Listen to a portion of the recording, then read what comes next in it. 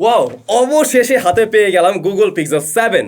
Google pixel 7 series launch হওয়ার পর থেকে বিশাল বড় রকমের হাইপ ক্রিয়েট করেছে এবং যারা মোবাইল ফোন নিয়ে একটু ঘাটাঘাটি করেন তারা নিশ্চয়ই জানেন ক্যামেরার জন্য এবারে স্পেশাল কিছু হতে যাচ্ছে। অলরেডি আমরা ডিএক্সও মার্কেট রিপোর্ট অনুযায়ী জানি টপে রয়েছে গুগল পিক্সেল 7 প্রো।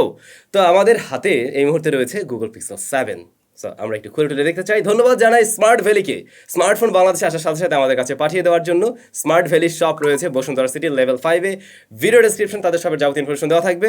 আর এই স্মার্টফোন তাদের সব আপনারা পেয়ে যাবেন। রাইট নাও কি প্রাইসটা রয়েছে সেটাও মেনশন করা থাকলো ভিডিও ডেসক্রিপশনে। চলুন খুলে ফেলা যাক। এই যে বক্স, মানে এখনকার বক্স তো এমন হয়ে গেছে আপনারা জানেনই। মোট কথা প্রিমিয়াম ফোন বা ফ্ল্যাগশিপ লেভেলের ফোনগুলোর বক্স আমরা দিনকে দিন ছোট হতে দেখছি। সো যাই হোক, আমরা খুলে নিলাম। প্রথমেই স্মার্টফোনটি পাওয়া যাবে।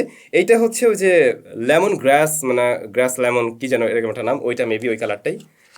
ওয়াও, খুবই সলিড। আচ্ছা, আর কি আছে একটু দেখা যাক। এখানে যে কাগজপত্র আছে একটু পড়া যাবে, সময় থাকলে পড়বেন। এখানে একটা সিমেজ একটা টুল দেওয়া আছে। আর এদিকে আমরা পেয়ে যাব cable type C to C, charger টার্জার নেই। দেন এইখানে একটা এই কনভার্টার আর কি। সো এইগুলোই ছিল বক্স কন্টেন্ট। চার্জার নেই, চার্জার আপনাকে কিনে নিতে হবে। এটা হচ্ছে গিয়ে 30 ওয়াটের চার্জিং সিস্টেম সাপোর্ট করে। যাই হোক, আমরা একটু উপরের পার্টটা খুলে নিচ্ছি। এই ধরনের ফোন আনবক্সিং করতেই মজা, মানে তেমন কিছু নেই, বেশি কিছু খোলা লাগে না, দেখানো লাগে না, সরাসরি মোবাইল ফোনটাই পাওয়া যায়। সো যেমনটা আপনারা দেখছেন স্মার্টফোনটা কিন্তু খুব বেশি বড় না, বেশ হ্যান্ডি। তবে হ্যাঁ, ফার্স্টের দিকেই আমার হাতে নিয়ে যেটা মনে হলো সামনের দিকটাতে একটু ওজন বেশি লাগছে। অর্থাৎ এই যে অংশটা ক্যামেরা বাম্প, যেটা বেশ বড় সড়ো এবং এটা মেটাল, দ্যাটস আপনি হাতে নিলে ফিল করতে পারবেন যে হ্যাঁ সামনের দিকটাতে একটু ওয়েট বেশি। বাট তারপরেও এই স্মার্টফোনটা ইজিলি এক হাতে ব্যবহার করা যাবে, কারণ ফোনটার সাইজ আবার অনেক বেশি বড় না। এর যে বডি ফ্রেম সেটা কিন্তু মেটাল দিয়ে তৈরি। প্রিভিয়াস মডেলের সাথে মিল রাখে কিছুটা, রেয়ার প্যানেলের কিছুটা না, অনেকটাই। রেয়ার প্যানেলে কর্নিং গরিলা গ্লাস ভিক্টাসের প্রোটেকশন রয়েছে, ফ্রন্ট প্যানেলকেও কর্নিং গরিলা গ্লাস ভিক্টাসই প্রোটেকশন করছে। ক্যামেরা বাম্প যেটা, সেটা কিন্তু সরাসরি এসে একদম বডির সাথে মিশে গেছে। জিনিসটা দেখতে একটু ইউনিক, সুন্দর লাগবে। রিয়ারে আমরা দুটি ক্যামেরা দেখছি, আর এখানে ফ্ল্যাশ লাইট রয়েছে, যেটা মেবি কোয়াড ফ্ল্যাশ লাইট হতে পারে এরকম। রাইট সাইডে ভলিউম বাটন, তার উপরেই হোম বাটন। গুগলের ফোনে আপনারা জানেন নিচে হচ্ছে গিয়ে ভলিউম বাটন, একটু উল্টা মনে হয় রেগুলার স্মার্টফোনের তুলনায়। আর উপরে আমরা দেখবো secondary noise cancellation mic, left সাইডে রয়েছে সিম কার্ড স্লট, নিচে USB type C port, speaker grille এবং primary microphone. 3.5 millimetre headphone jack এতে নেই। ফোনটা 3টা কালার ভ্যারিয়েন্টে পাওয়া যাবে, অফসিডান, লেমন গ্রাস এবং স্নো। এইটা হলো লেমন গ্রাস। এই কালারটাও আমার কাছে বেশ ভালোই লাগছে। আমরা যদি একটু ফ্রন্ট প্যানেলে আসি, ডিসপ্লে সাইজ 6.3 ইঞ্চ, যা ফুল এইচডি প্লাস রেজুলেশনের 90 হার্টজ হাই রিফ্রেশ রেট রয়েছে এখানে। অ্যামোলেড প্যানেল, HDR10+-এর সাপোর্ট এবং এর পিক ব্রাইটনেস 1400 নিটস। এওডি রয়েছে, অর্থাৎ অলওয়েজ অন ডিসপ্লে থাকছে।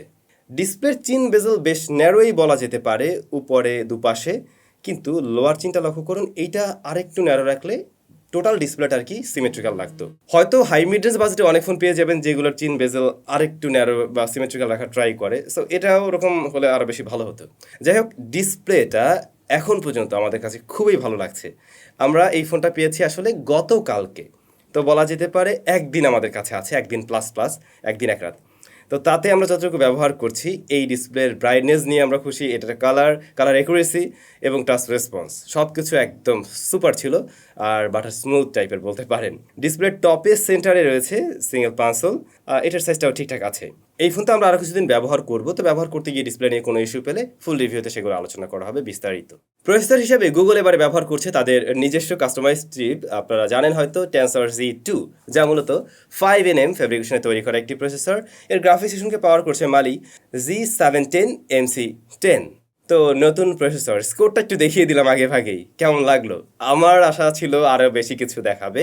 যাই হোক, স্কোরে আসলে সবসময় আমরা বিশ্বাসী এমনটাও নয়। স্কোর তো অনেক কিছুই দেখাতে পারে, দিন শেষে রেজাল্ট আবার অন্যরকম হয়ে যায়। সো এখন পর্যন্ত ভাই সেভাবে তো ব্যবহার করা হয়নি, আমরা দুই একটা গেমিং করছিলাম আর টুকটাক একটু কাজবাজ করে দেখছিলাম, সোশ্যাল মিডিয়া একটু ব্রাউজিং করা হয়েছিল। এই তো সেগুলো তো আসলে একটা ফ্ল্যাগশিপ ফোন অনায়াসে সামনে নিতে পারবে, কোনো ধরনের সমস্যা থাকার কথা না। আর সে ধরনের কোনো সমস্যা আমরা ফেস করছিলাম না। তবে হ্যাঁ, ফোনটা গরম হলে হাতে খুব ভালো রকমের ফিল দেয়। ইভেন 35 ডিগ্রি, 36 ডিগ্রিতে, 7 ডিগ্রিতে যখন চলে যাচ্ছিল গেমিংয়ের টাইমে, বা অন্তত স্মার্ট স্কোর যখন আমি বের করছিলাম, সেটা খালি হাতে খুব ভালো করে ফিল দিতে পারছিল।